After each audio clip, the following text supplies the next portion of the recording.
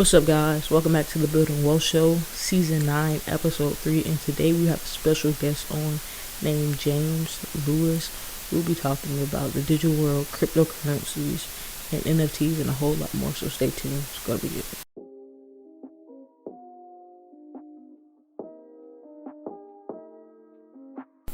Alright, so tell us a little bit about yourself and what you do. I don't really do much, stay home. I'm a student right now in high school. So, as you know, I don't really do much. Just watch a lot of YouTube videos, and one thing I've noticed, NFTs caught my interest a lot.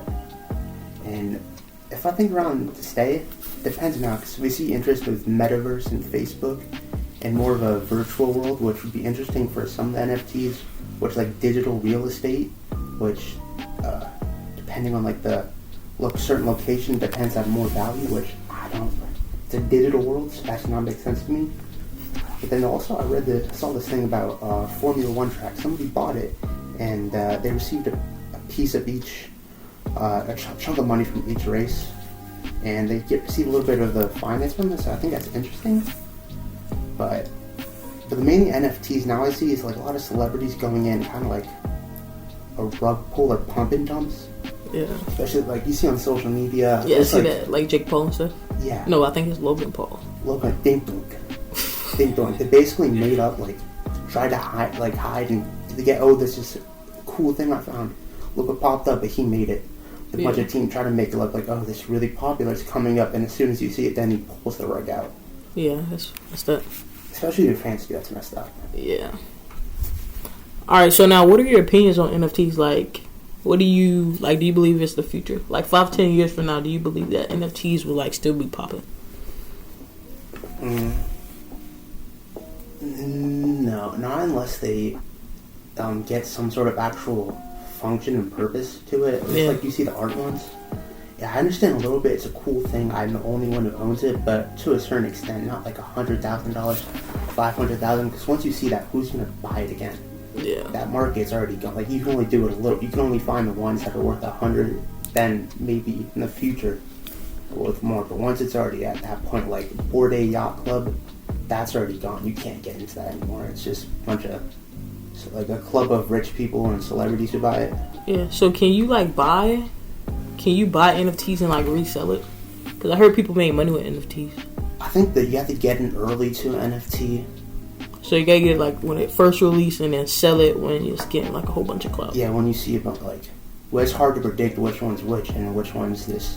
Yeah. They hype it up, then you realize you're the sucker who bought into it and you're the one getting resold on it. Yeah, I feel like it's pointless though. I feel like it's pointless because how much does one NFT cost? I seen it was I seen one for 50 cents or something like that.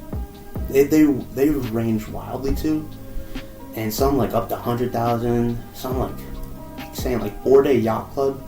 Those ones, that one's interesting too because it's randomly generated features in the blockchain to get certain assets that are rarer than the others. You'll see Eminem. If there's a monkey that looks like Eminem, then Eminem buys it. Mm-hmm. I wonder how actually that's controlled unless you can just make one seem more rare than it is just by making it like that, then reselling it. Yeah, so it's practically a digital art that basically you can sell. Yeah, that you're the only person. Yeah, you can buy it one time. That's encoded into blockchain that proves that you're the owner of it. Yeah. I feel like it's pointless though, to be honest. It's cool, don't get me wrong, but I feel like it's pointless. Yeah, this is one of those things. It's dumb, but but it's cool. So that's why I was getting a lot of hype. It's cool to realize something you can just screenshot something, or you can just have an art piece. Then possibly just make it turn into NFT, then get $100,000.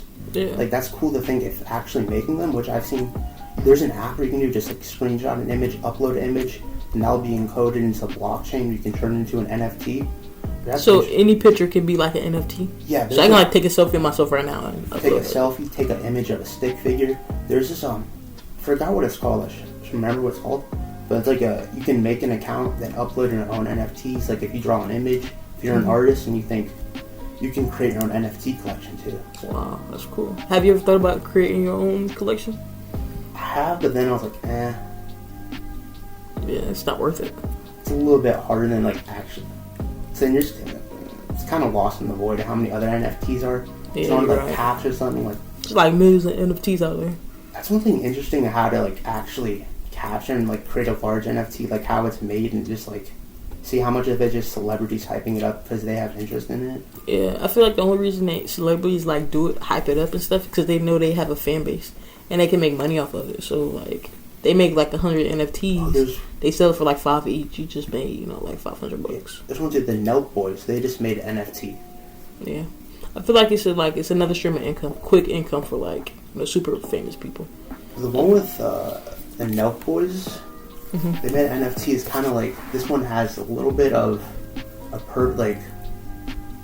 function to it, but Spencer Cornelius, who's a great YouTuber, he actually showed that it doesn't really make sense because once you have that like I think it was like 500,000 they raised or something like that, and they said like they want to have maybe a casino, open up a gym, and people that buy the NFT they'll have access to it. But so that's kind of hard to actually make profit because once those people already buy into it and they get access to it, they're not going to pay again, and like you can't really open up a casino with that amount of money unless the NFT is like a whole bunch of money for like one NFT though.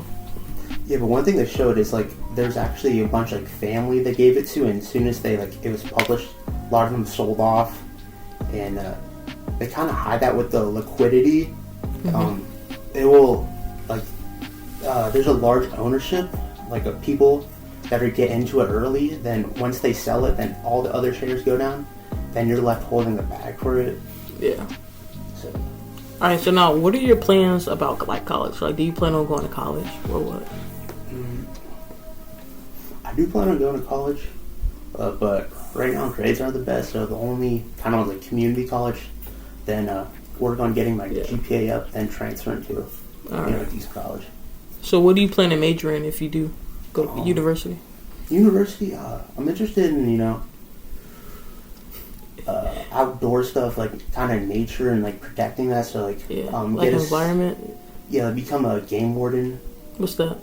You're basically like a nature, like you go around and I know what you're talking about. Florida Fish and Wildlife. Yeah, I know what you're talking about. That seems pretty cool, going out in the water and like being a cop out in nature or firefighter. Yeah, I was thinking about being a firefighter, but I was like, nah. Yeah, I think the Seminole State College, they have a program and it's really competitive. It's like you need to go to college and study like the science of fire. It's like how it looked into it, it's like you need to learn the stuff about it. Yeah. All right, so now, how do you feel about like, HBCUs? HBCUs. I was watching the marching band videos and like the band competitions. One thing I love looking for, trying to look for one white kid in there. I was like, hell yeah, we got it, we're rolling it down. But no, bro, the brass, the harmony of the instruments, those HBCU bands, it's beautiful. Like Southern University, FAMU. Yeah, like Georgia, I think it's Georgia State University. Is that an HBCU? There's one in Birmingham. Like yeah. I know which one.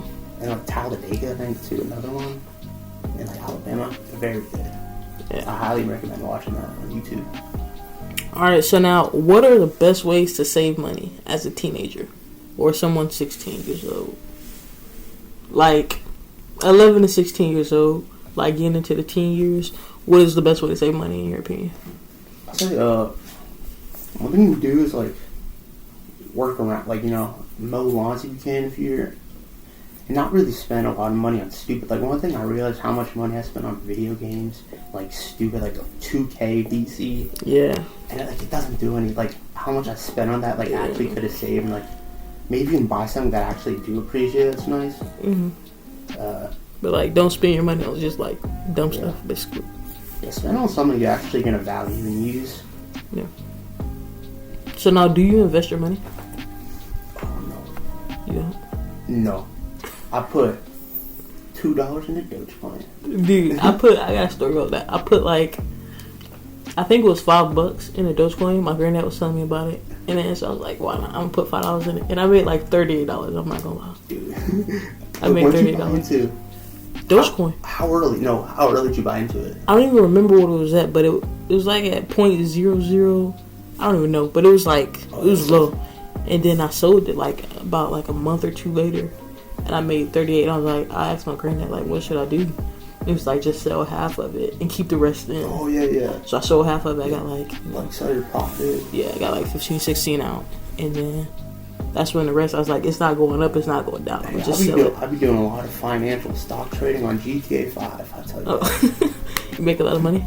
Oh, hell yeah. Alright. So now, if you could go back in time, what would you tell your 10-year-old self? Not to stick with things more, not to give up easily on stuff. Yeah. So that's one thing I do regret, especially even now when I'm like 17. Like some of the stuff I wish I would have stuck with would have been cool. That's one thing I do give myself, like, not to give up on stuff. Because it can seem difficult at the time, but once you get over it, you realize it was a pretty cool experience. Yeah. Alright, so that's all the questions I have for you. You got any questions? I heard you got into crypto, and I've been interested in crypto. Like, I've learned about Bitcoin in, like, 2016. Yeah. Back when, like, dude, I wish I would have bought, like, I was asking my mom about Bitcoin and stuff. It's like, we should definitely get some. Like, no way, we're not getting that. That was, like, back 2016. Dang, imagine if she would have got it, though. If she would have listened to you get it, dude. How much was it? Like, it was like, I think it was, like, less than 5,000. Yeah. Now, that's one thing with NFTs. Like, once you buy it with crypto, like, we've seen the value of crypto fluctuate so much. Yeah, dude. Even Bitcoin, like, once you buy into something, then immediately having that, like, see, Ethereum was, like, almost at, like, 4,000. Now it's... When was it? Oh, when it went to its high? Yeah, it was, like, in January, like, this... Yeah, because I noticed that when Bitcoin goes up, like, everything else goes up, too. Yeah, and, like, January 4th was at, like, 3,792. Then, like, just in January 23rd, it's already at 2,425. Wow, So I remember when Ethereum was like $200. This was last year around like May, because when we was in quarantine, like when COVID just hit. I think it was like 2 years ago. Yeah, it's crazy. Damn, yeah. This was 2 years ago. It keeps on getting longer and longer. Yeah, like it's like been almost like 3 years since COVID. That'd be crazy for like kids growing up and this all they know is just like COVID and wearing masks and stuff. But that's also really bad for like the development of kids. Like, yeah, just that is. Being Dude. isolated. They're gonna have like social anxiety. Like we think that we have it bad, dude. Imagine like the people are born like right now. I know. They're gonna have it. Or like maybe just like starting meeting your friends a little bit, then all of a sudden it's taken away for like 2 years. Yeah, that's messed up. But yeah, I remember like some weird. You think kids are weird now in school? Like the first go to school, bro. Imagine we have little Zimzer triangle stickers on around high school.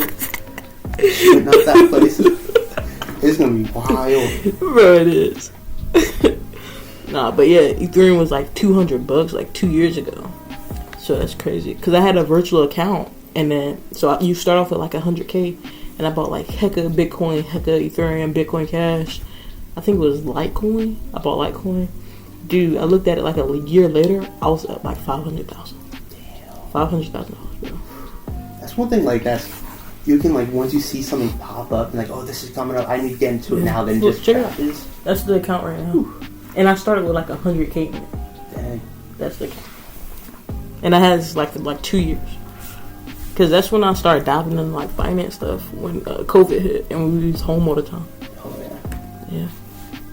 One thing too, like once you like, it's hard to see like one thing when something's already rising up. You think, oh, I'm not sure if it's going to go up or down. You can put all that into it, then it just crashes down. Yeah. Well, I think with crypto, like it goes up, it shoots up and down. Yeah, but that's why you gotta really study the market. Like it's crypto. Like they just had a drop in Bitcoin. Like we know it's gonna go back up. So that's the time to buy. Buy when it hits. I think like for the other like people like get into it like look, oh my god, it's worth so much money now. Yeah. And they see like this is how you trade Bitcoin and crypto online. This is a successful strategy. Buy this $250 course and just get like. Dude, I hate those people, bro. If you watch any financial video, you're like some guy sitting in an infinity pool.